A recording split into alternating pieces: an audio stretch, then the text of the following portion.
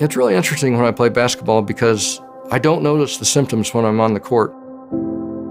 Sometimes I'll limp into the gym and then get on the basketball court and feel totally normal as I'm running around.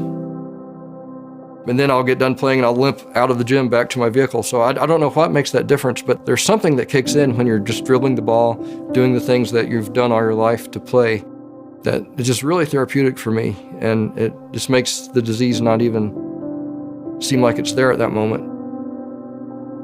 My name is Bill. I was diagnosed at age 50 with Parkinson's disease. Playing basketball is my primary therapy. Twice a week, half court with the guys. I'm the only one that has Parkinson's, and I can still fit into that peer group and play basketball with a group of older guys. So I fear or have some trepidation about the time coming that I can't do those sorts of things. I was missing some outside shots. I said good game. A good game, all right. Thank you very much. They say the non-motor symptoms often come long before the motor symptoms, and that would say I did first experience anxiety and fatigue in the years leading up to my diagnosis and thought something was off. We used to walk together. We would walk a couple miles every night. And then it got to a point where his toe would curl, and so we really got to the point we could not walk together. Like, that was kind of our time at the end of the day. You know, it was kind of a grieving process of, we can't do this together. But then we just tried to find, like, other things that we could do. We'll be holding hands, and I squeeze a little bit too hard, just without meaning to, and she'll be like, ouch. And loosen up a little bit on the hand holding. We were in a doctor's office, and we saw someone in later stages. The older gentleman was in a wheelchair. At some point, maybe that's in our future. I don't know.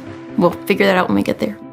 You know, I'd love to think that there's some research happening somewhere that's going to lead to a great breakthrough, and I'm definitely interested in whether genetic science can be the premise of a cure for Parkinson's. With these kinds of progressive diseases where your brain is degrading, we need to actually focus on what's the root cause and address the root cause of those diseases. And that's where genetic medicine comes in, because we don't want to do incremental things where we target symptoms. What we're looking to do here is make transformational medicines. Genetic medicine is basically doing everything that a lot of the medicines have done for years, but very intentionally focusing on treating and curing diseases at their foundational and root level. You come into your healthcare provider's office, and we would give you a treatment that would get into your cells, get into the nucleus, and fundamentally correct a pathogenic mutation in your DNA, and you would be done. I'm here because I think the most impactful thing I could do as a scientist in my career is create cures and treatments for debilitating neurodegenerative diseases like ALS, like Alzheimer's, like Parkinson's. Have you been feeling with all the symptoms and everything? Feeling pretty good. Just take my meds. My left hand acts up now and then, but I'm just glad it's my left hand, not my right. You know? Yeah. I'm glad it's not my shooting hand in basketball. Yeah. To make the 3-pointers. That's right.